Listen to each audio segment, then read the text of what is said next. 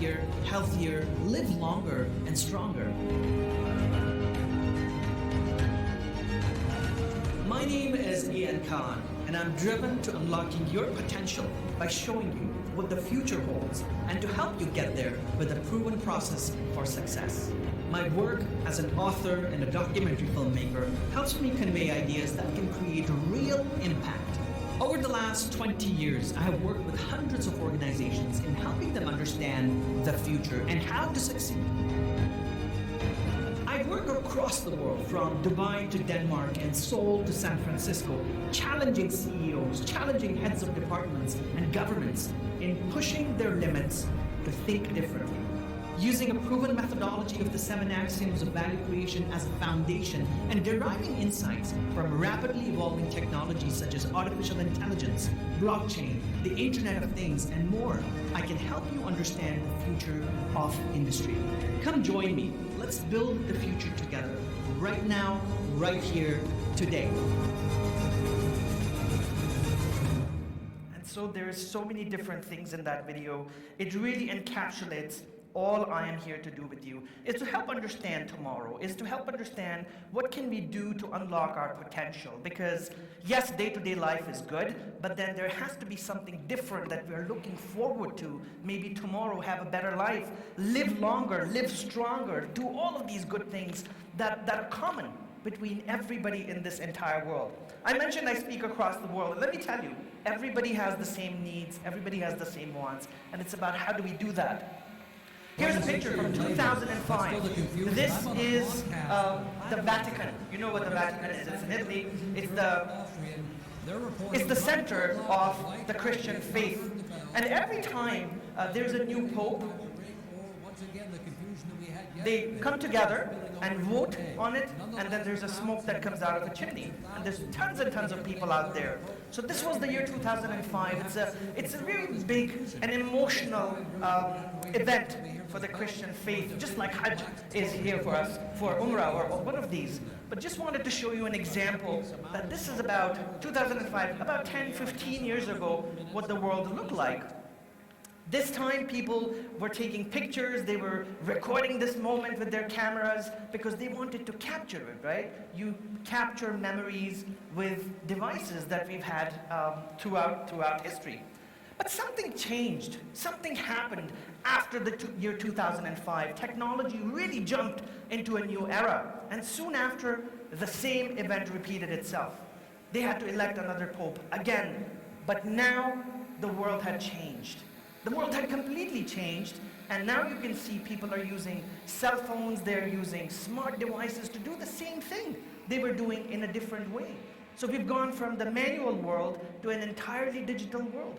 How many of you here, with the raise of hands, have a smartphone, whether it's a Galaxy, it's an iPhone? We've got one gentleman there, and a few people here. The rest of you don't have smartphones at all. I do not believe it. I don't believe it. You probably have 2 phones in your pocket, right? Or a phone with a dual SIM card. But technology rapidly changed our lives to the extent that we are still struggling to find out how to best make it part of us. How many of you are shouting at your kids at home saying, hey, stop watching those cartoons or stop watching that, playing that video game, right? This is happening across the world.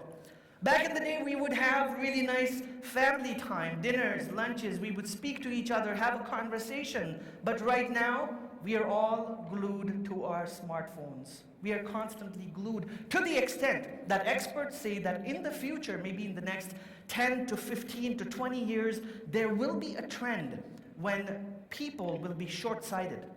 Everybody will be short-sighted. They will be wearing glasses because this is going to affect us long-term because we are all looking at our devices so closely, we are just glued to it. And that's a challenge. You can watch your kids remotely today. I can watch my child right now. He's in Toronto. I can watch him right now from a device. You can fill in some prescription medications with an app. And if these things have not happened here in Saudi yet, they are happening in many places across the world, and they're very normal. And so this will happen here as well, probably next year or the year after. So please be ready for it. Drone deliveries are creating change. We have a drone that's flying here right now. And there's also technology now that's weaponizing drones. It's weaponizing drones. I don't know how many of you have seen that video. I can share it with you later, where you can actually assassinate somebody with a tiny drone this small. This small. That's all it takes. And so there's those implications. Some of you probably have heard about Bitcoin and blockchain and cryptocurrency over the last few years, and this is a big disruptor in the world. It's not affecting the kingdom right now or the Middle East generally, but many places around the world are listening to what Bitcoin and cryptocurrencies mean. This is an effect of technology questioning the world and saying, hey, political instability, we don't like you. Financial instability, we don't like you. We want a new system to do something we've been doing for all we know. And that's how technology is changing things, because now people want different options in their life. Well, here is, I should have changed the picture, my apologies, but here's the world's largest hotel chain that owns no space, no property, Airbnb. It's the world's largest chain of rentable accommodation, and it's powered by technology. This is the world's largest taxi company, and this is Uber. Last night, I had to go to the airport to pick up my bags that did not arrive with me, so I called this Uber guy, went there, but on my way back, I had this amazing Uber guy that I almost convinced that he should become a tour operator, because the kingdom is really expanding. So the conversations you have because of technology are amazing. So that's Uber. Uber is here, Kareem is here. These things were not existing before. They are definitely putting pressure on existing industries. For example, the taxi industry is struggling because of this, but now they're also becoming part of this. Kareem is also integrating the taxi cabs into this. So change is happening, and we've got to know how to incorporate it. The one thing, the only thing, if I can give you through this session over the next few minutes, is this slide. That change is a constant. Change will always happen. Change has always happened throughout the time, throughout the ages, and it will continue to happen. So if you're struggling because change is happening around you, that means you've become complacent. It means you're very comfortable where you are. It actually also means you're not growing, because things that grow, people that grow intellectually, economically, physically, they're always changing. So challenge yourself every single day, and remember that change is going to be happening a lot more and more faster, and I'll show you how. So last year, in 2019, I really believe that humanity had a breakthrough. We broke through something that had never happened before, and we're all witness to it because we are alive here today, right now, in this era. And this is what happened. Can we have some volume on this, please?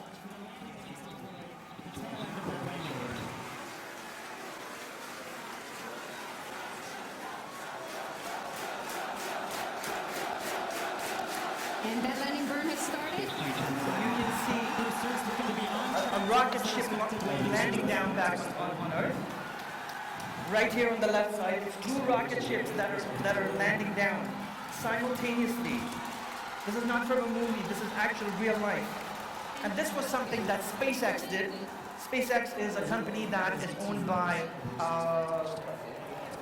Elon Musk, and you probably know him. He's the CEO of Tesla as well. This has never happened before. Can you believe it? In space travel, we've never done this before, where two rocket ships simultaneously landed precisely where they had to land. It's never happened before. We see this in movies all the time. But how come it hasn't happened in reality? Because we're still catching up. The things we see in movies are far, far ahead sometimes. Terminator and all those films, they are 50 years into the future. But now we've made a breakthrough. They actually had 3 rockets that landed down on Earth, and now their experiments are becoming even more accurate, even more precise. And so this is a breakthrough in space travel that we've just witnessed as humanity. This is what's happening in the world. They say that we are headed into an era where artificial intelligence technology will take over a majority of blue-collar and white-collar jobs. People who work in factories, processing plants, who work in offices, their jobs are going to be automated. Now, you might say, hey, this is not happening. This is not happening anytime soon. Let me tell you, this month, oh no, this is February, in March, Saudi Arabia is organizing the first, potentially the world's largest artificial intelligence conference right here in Riyadh. And you should check it out. And so the kingdom is also pushing into this direction because AI creates a lot of efficiency. It does a lot of good things for us generally. I know Christian is talking about this later, but I'm just touching upon the fact that AI is coming to our world right now. In some parts of the world, some businesses, it has already taken over. And I'll talk a little bit about it in the next few seconds. Okay, here's a quiz for everybody. Oh, by the way, if you answer my questions, I'm going to give you a book of mine for free, okay? And I'm going to sign it later on. So audience participation is necessary. I want you to raise your hands and I will give you my books. I've got plenty of them here. Who is this? Good. Who's that? Muhammad Ali, right? Float like a butterfly, sting like a bee. Good. This is Mother Teresa, right? Amazing human being, philanthropic. What is common between all these people? Can you guess? I'll come down and hug you if you tell me what's common between these people. They made a change. Hey, that's nice. Passion, amazing. Anybody else? One more? Value. So many things, right? I really believe all these people, and many more, we could have so many more people on this list, they were revolutionaries. They gave up their entire life for something, for a cause, for a reason, for a belief, for something they really stood by. And they said, hey, I'm going to make this happen no matter what happens, right? And one revolutionary that I can think of right now is Raja. Raja's story is very revolutionary. In your own way, Raja, you are a revolutionary. Next time, I'll have your picture up here, don't worry. And these are the revolutionaries of yesterday, of the past. The revolutionary of the future, ladies and gentlemen, is completely different. And it's my pleasure and honor to bring it to you. And I want to tell you what this revolutionary of tomorrow is. So if you're ready, the revolutionary of tomorrow is a smart toilet. Smart toilet? Really, Ian? This is why you dragged us here in the morning and you're telling us about a toilet? How can it be a revolution? Well, let me tell you in the next couple of minutes how this changes everything. First of all, it's a really cool design. It's got virtual reality glasses. It has a speaker system, heated seats. It has everything you need for comfort. First thing in the morning, I would say, right? It's got everything. Now, good. I like it. It's very blingy, very, very nice. But it also has an app. It has an app that does some really, really weird things. And I'm sorry, I have to do this because I have to make a point. I have to explain it. It does things like content analysis, okay? Diet suggestions. It can contact your physician. But hey, we are all social animals. It can track your friends. You can have a competition now about something. But behind all of this, behind all of the laughter, behind all of the gimmicks, let me tell you, this changes an entire relationship that we have with our healthcare system. Today, if you get sick, you have to go to the doctor, you've got to walk in, you have to get a prescription, you have to go get your tests done, so it's a 1 week, 2 weeks time before you go and see your doctor again. 1 week, 10 days is very common. In some parts of the world, and I live in Canada, it's supposed to be a very amazing country. United States, I live there too, it's supposed to be very progressive. It takes weeks and months to get an appointment with a doctor, a specialist. 2 months down the road, 3 months down the road, you get an appointment with a specialist. Hey, I could be dead in 2 months, right? And so a device like this that helps you get results about your health every single day just eliminates that timeline. You now have information about your health, about the quality of your life, about something being wrong in your body instantly, first thing in the morning. Maybe something is wrong. It tells you right there, hey, better go and check with the doctor. Something doesn't look right. And so it eliminates all those tests that you want to do in the initial stages and accelerates that journey. It changes the quality of our lives, ladies and gentlemen. And let me tell you, these devices will be available on Amazon.com, Souk.com, in the next year or so, and people will buy them because everybody wants a better quality of life. We all actually want to live longer. Trust me, people across the world want to be healthier, and they want to live longer, and they want to see their families happy. So this is family happiness right there. And so this is how technology is changing something. Yes, it's got great things, but it changes the outcome as you see it. Your smart devices, if you have an Apple Watch, the next iteration has an ECG monitor built into it so that you can just check your heart rate and see if something is wrong. And many other things are happening. They say that technology is evolving at an exponential pace, and this is an exponential rate. When it goes up like that, it curves. It's an exponential curve. If it was going straight, it would be a linear curve. But this graph means that technology is actually doubling, it's quadrupling, it's moving faster. And over the last 100 years, this is what has happened. But if you go to the top, I want to focus on the top. About 8,000 years ago, our ancestors put the first seed in the ground and out came crops. That was the agricultural revolution. That's when the first time people actually willingly put a crop and they cut it. It happened, right? But after that, a very short time, 8,000 years passed, and we had the first industrial revolution when somebody created the steam engine. They said, hey, I'm going to create a steam engine, and this is a revolution. 120 years later, somebody created the light bulb. 80 years later, after the invention of the light bulb, we were on the moon. 80 years, that's it. And 22 years after the moon landing, the World Wide Web was invented in a lab. And just 8 or 9 years after the internet was invented, the human genome, the human DNA was decoded entirely. We knew exactly what was in our DNA. Now you can see the timeline has been shrinking from 8,000 years to 120, 90, 22, 9. And today the amount of information we generate in a year and a half's time is equivalent to all the information we have ever created in entire humanity. And the timeline is decreasing, right? This is how technology is changing the speed at which things happen. Technology always is also a big change maker when it comes to creating trust. In the previous example, in the toilet example, we're creating this trust relationship with the toilet as an example, the same relationship that we have with the doctor or with the medical laboratory. So we're also trusting the devices more. How many of you trust your iPhone to wake you up in the morning, right? A lot of you, I guess everybody. You set an alarm, it wakes you up, you know it will wake you up. And that's what the trust is. And when you think about business, it has a lot of implications. I want to talk to you about 3 key technologies that will change our lives very briefly, just to sprinkle it in. I really believe these 3 technologies are something you should learn about, you should read about, you should find out how they affect you and your business, and then grow from there. First of all is blockchain technology. Blockchain, you've probably heard about it. It's something that, in my opinion, does what this waterfall does. It brings a lot of peace of mind. It brings a lot of satisfaction. It brings a lot of trust to the equation, to the challenge that you have in your business, in your organization. And that's what blockchain is all about. You will hear a lot of complicated definitions of it, but feel free to learn about it. I have a documentary that I shot on blockchain that is available out there as well. But you need to find out, what does blockchain technology do for you in your business? How many of you work in the financial sector? Hands up. Somebody, anybody. How many of you are in the healthcare sector? How many of you are in the education sector? How many of you are in the private sector? Government sector? Okay, all of you, blockchain affects you.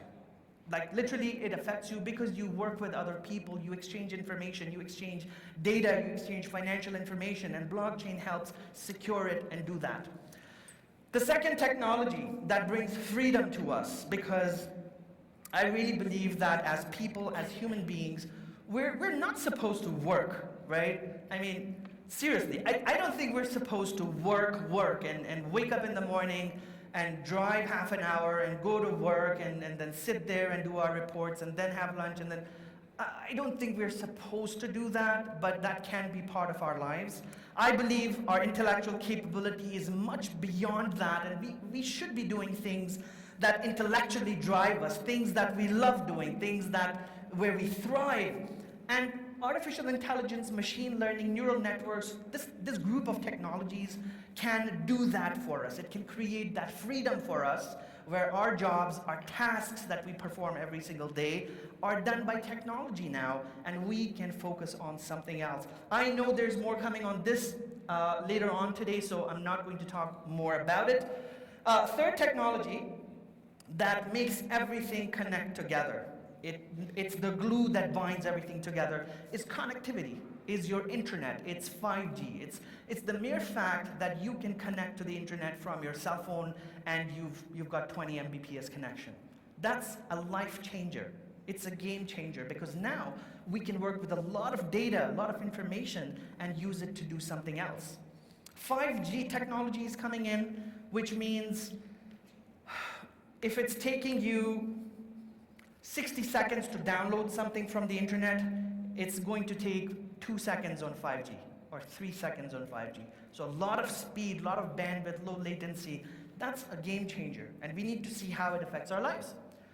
There's also smaller signals. They're not these core big technologies, but smaller side things that I believe you should know about, you should learn about every single day, read about them in the news, and ask people, hey, what does this really mean? Everything tomorrow is going to be trust-driven. So first of all, this is actually a decision-making cycle as well. Anything that builds trust between people is something that you should encourage and learn more about. And that has a chance of expanding. This is like a filter. The second is algorithms. Everything is being algorithm-driven, and algorithms are these automated programs that make technology run. So when you type something in Google and you get your results, that's an algorithm.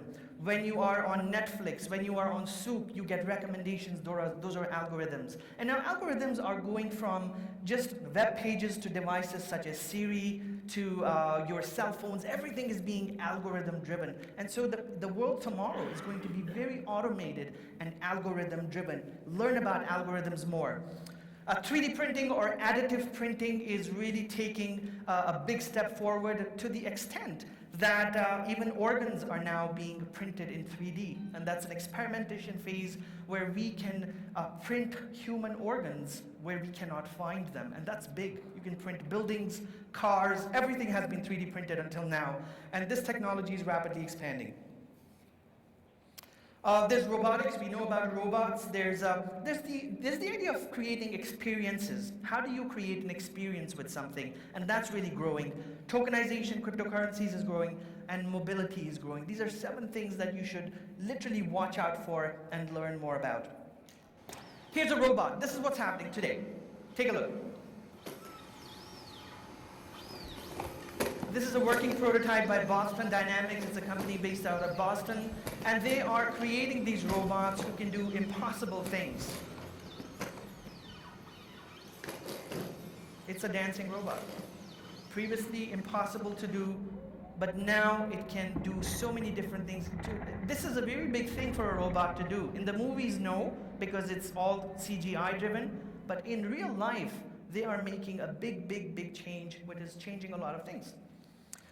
Let's talk about the principles of success. I have limited time here, so I want to leave you guys, ladies and gentlemen, with something tangible. I really believe the future is all about engagement. It's about that conversation piece that you're having with other people. It's the questions that you ask other people. It's very important how you engage with people, because with this era today, the nature of engagement has changed. Engagement is your sales, it's marketing, it's your PR, it's your internal communications, it's everything. It's who you stand for. And because multiple generations are in the workforce, you have boomers, zoomers, post-millennial generation. There's going to be 5 different generations of people in the workforce in the next few years. And it's a big challenge for some organizations to make everybody work together. And so you've got to think about how to change the nature of engagement within your firm. What does your brand stand for? What do you do as an organization? I will do some of this later in my workshop as well in the afternoon, so feel free to join me next door for the workshop. We'll go deeper into this. This is also an era of relearning. I really encourage everybody to start learning and going back to the drawing board and start learning about things that you normally don't do. Read 1 book per month. Every month read a new book, or every 2 weeks read a new book. If you're not into reading books, then listen to podcasts, listen to audiobooks. The opportunities to create change are all there. Everything you need to do in order to create a better future is already available. The question is, are you ready to do it, right? That's the bigger question. Are we able to do it? Are we able to challenge ourselves to do it? In terms of learning, there's also a lot of open courses available. I can talk to you afterwards, also in my workshop, and give you some pointers. But there's tremendous amount of knowledge available, and we should be able to leverage it. Number 3 is people. People are everything. We cannot undermine the importance of people. And every organization, if you want to succeed, you have to go back to how to reward people. How do you acknowledge people for their success? How do you acknowledge and reward people for the good things that they're doing? The newer generations work a lot more on being acknowledged, being rewarded, and this is true for any generation, but I think over the years we've forgotten about it. But organizations that focus on people will succeed in this technology-driven future. It's also an era of accountability because technology is making everything transparent. It's also time to be more accountable at work. I talk to accounting firms about being accountable and they laugh about it, but this is the truth. If you're not accountable at every level within the organization, it's going to be tough to succeed. So take more calculated risks, create something called accountability coaches. It's all part of being a much more success-driven organization. You've got to start collaborating with other people. It's creating joint outcomes, working with others to reach a better place. And that's collaboration, whether you're working with the private sector, the public sector, with vendors. You've got to do something different in order to have a different result. They say that if you continue doing the same thing you're doing today, you will be at the same place you are today. You'll be at the same place tomorrow. So it's up to us. What do we want to do? Culture is a big one, and we're almost at the end. Culture is about the openness within an organization. What can people talk about? What mindset do they come to work every morning? Are they dragging themselves to work, or are they excited to be at work every single day? And that's a leadership thing that needs to be passed down from top to bottom, and that culture needs to be created. If organizations are culturally focused, culturally growing, they will be successful in the future. And I'm assuming all of you want to be successful in some way or the other. And last but not least is execution. You know what? Many of you here will go back with some good plans. You will write down your notes. You will probably get a copy of my book and be really happy about it. But the question is, how many of you will execute on all the things that you learn here? How many of you will actually go back to work and say, I am actually going to call a meeting with whoever, and I'm going to talk to them about this is what our plan for 2020 should be. We should do these things, whatever you learn here the entire day. And that's what execution is all about. If you don't execute, everything you do is just, it's a waste. It doesn't help at all. So focus on execution, because companies and people and organizations that execute are going to win. Now, I know we are in Saudi Arabia. I will take 5 more minutes and I'm done after that. We are in Saudi Arabia, brilliant time to be here. Vision 2030 is a very specific dream, a very specific goal, and an outcome in the future that the kingdom wants to arrive at. Is that correct? Who here thinks I'm correct? With a show of hands. Okay, thank you very much. That validates the theory. Good. I'm excited for Vision 2030 for Saudi because I know it holds a lot of solid change, not for just Saudi, but for globally at a huge level. Here is how you can succeed. If you want to be part of this growth that 2030, the Vision 2030 brings, you want to jump on this bandwagon, you want to be part of this success, this is what you need to do. And before I do that, I want to tell you about Roger Bannister. So Roger Bannister in 1956 ran the fastest 1 mile. 1 mile. He ran the fastest 1 mile under 4 minutes. Nobody had done that before, ever. And so he broke that record. Somehow he broke that record. Nobody else had done it. But after he did that, more people did it. More people broke that record. And so when somebody succeeds, other people get that encouragement to join them. So start looking for success around you and join those people who are successful, because that's what's going to make you successful. Elon Musk, we've heard about him so much, but look at him. He's got Tesla, he has SpaceX, he has Neuralink, he has Hyperloop. This guy has so many different things happening, and he's really inspiring. So follow his story and see what he's doing. Why is he doing that? This has to be your role model if you want to succeed. Steve Jobs, who doesn't know Steve Jobs, right? Poster child of innovation. But look at how he changed his life. He got fired from Apple. the company he created, he got fired from Apple, and then they brought him back 10 years later, and that's when he turned everything around. These are the people you should be reading. You should be reading their books in order to learn what did they do different that you can incorporate in your life and change your life. And so, quick points. Do you want to win is my only question. Do you? Yes? No, that wasn't a good enough. Yes. Do you want to win? Yes, you do. This is what you do every single day when you wake up. Ask yourself these 7 questions every single day when you wake up. First of all, who am I? Trust me, we don't know who we are because we put ourselves down every single day. I am fat, I am dark, I am short, I am tall, I'm not educated, I'm not getting a promotion. There's all these things we put ourselves down on, and that's not a good thing. Find out who you really are. What are the good qualities in you? How can you grow? How can you add value to the world? I'm talking about this later in my workshop as well. If you want to really reinvent your life, join me in the afternoon. Number 2, what is my big dream? We all have to have a dream. We all have to have a purpose, a passion, a one thing that we're chasing every single day when you wake up. You jump out of bed and you say, this is why I'm living my life and I'm going to make it happen. I know a few people here in the audience who have that dream.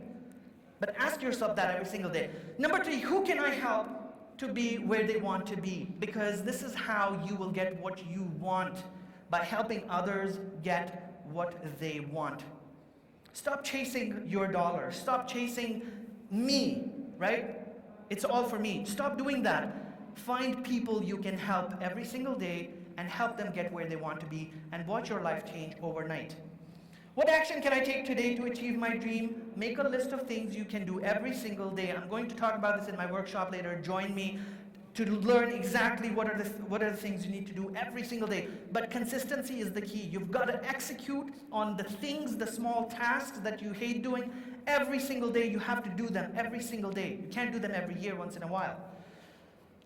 And tell yourself that you're not afraid to fail. Expect to fail, because failure is the path that leads to success. If you're expecting to be successful the first time you do something, I'm sorry, your dream is not going to fulfill.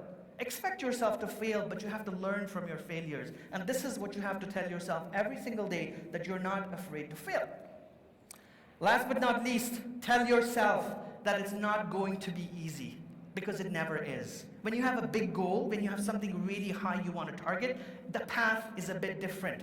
People are going to tell you you will not succeed. You've got to tell yourself, I will get there somehow or the other, and all of these things. So do that every single day.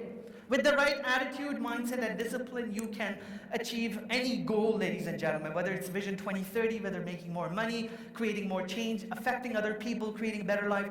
You name it, you can have it, but you've got to change what's here. These 6 inches behind, between your head, you've got to change that. This is it for me. This is the end of my session. But I want to tell you that the future is not a distant dream. 2030 is not in 2030. 2030 is happening right now. Vision 2030 will not happen one day on January 1st, 2030. It's actually culminating right now, all the steps that you're taking as a nation, as a community, as a private sector, government sector. This is what is 2030 all about. NEOM will not just magically open one day. No, countless amount of hours and man-hours of work will happen in NEOM for it to become what it is. So the future is actually right here. You're proactively creating it.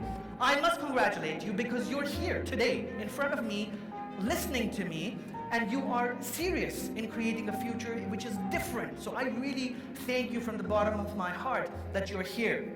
I want you to repeat after me, because this is all it is. The future is right here, right now, today. So repeat after me. The future is right here, right now, today. This is not a serious commitment. You've got to be a little bit louder so that I can get off the stage. The future is right here, right now, today. One more time. The future is right here, right now, today. Thank you so much, and I wish you amazing things in life. Join me in the workshop later if you have time. Thank you. And I've got a ton of books to give away later, so see me outside during the break, and I'll be signing some books. Thank you. A big round of applause for Mr. Ian Khan.